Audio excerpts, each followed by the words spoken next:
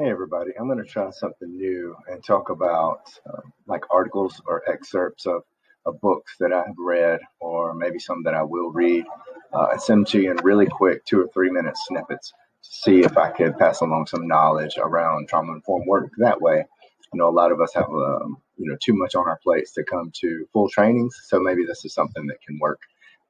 If it does, if it's something that you like, please let me know. Just shoot me an email or something and let me know so I'll know if it's worth continuing to do. The first one that I want to do today is just a snippet from this book that you can see here, The Deepest Well, by Dr. Nadine Burke Harris. If you think you've heard of Dr. Harris, and this picture may jog your memory. She's done an amazing TED Talk. You've probably seen Ellen Hampshire and myself, or maybe somebody else play this video in a training. If you haven't seen this TED Talk, it's about 15 minutes. Dr. Nadine Burke Harris does an amazing job of talking about trauma in that short amount of time. I highly recommend that you go check it out. So in this book, where she talks about adverse childhood experiences and the impact of trauma and childhood chronic stress on people, one of the things that jumped out to me was this story post 9/11. And what happened is Dr. Burke Harris is talking about her colleague, actually, Dr. Cantor, who, following 9/11, went into some schools in New York and decided to work with the kids following this, obviously, probably the most traumatic situation that we've ever dealt with as a nation, at least in our generation.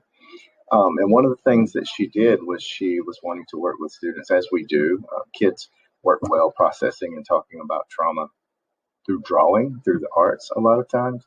So she had the students, and maybe you can read this, she had them draw out what she felt. And some of the things that were jumping out was how some students were drawing things that weren't necessarily directly related to 9/11 and the events of that day.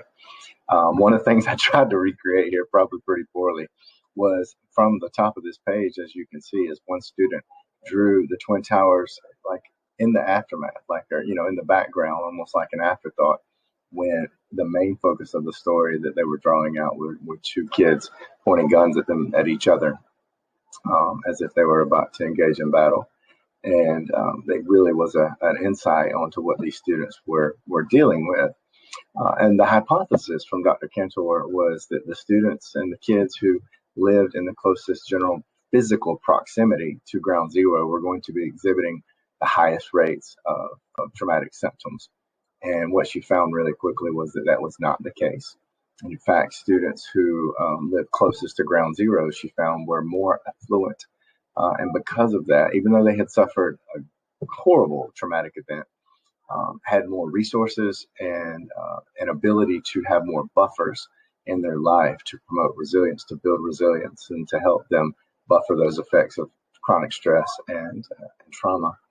On the flip side, what Dr. Cantor found, that is the students who were living in poverty, and I've tried to highlight that here, not the students who were living in poverty, even though they didn't necessarily live in the closest proximity to 9/11, the attacks of 9/11, that they were exhibiting greater symptoms of trauma and chronic stress because they didn't have those protective factors, those factors of resilience in their day-to-day life. And one of the things that just reminded me, and if you want to read the book, I highly recommend it. It's a fantastic book. It's an easy book to read considering you're reading about trauma. It's very digestible. You could probably read it in a few sittings even. But they talk a lot about how trauma affects academic outcomes, and I think that at the end of the day, that's one of the things that we have to look at. We continue to look at through this district, and I'm very proud to know that we are continuing to push forward and to create new ways to support students in their social and emotional learning. I'm proud to be a part of that process.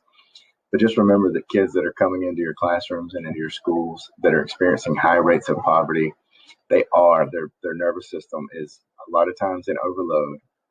Their amygdala a lot of times will hijack their stress response system and their nervous system, and they're going to have behavioral outcomes and academic struggles that a lot of other kids aren't. So what that means is not for us to lower our standards and expect less, but to understand that we're going to have to come with a high rate of compassion and understanding, and just continue to support them as we push forward, because we want to make sure every kid has a chance to be successful and to graduate. So anyway, let me know if this works for you. Highly encourage you reading the book. I was about 2 minutes over where I wanted to go, so we'll see how it is going forward. Thank you.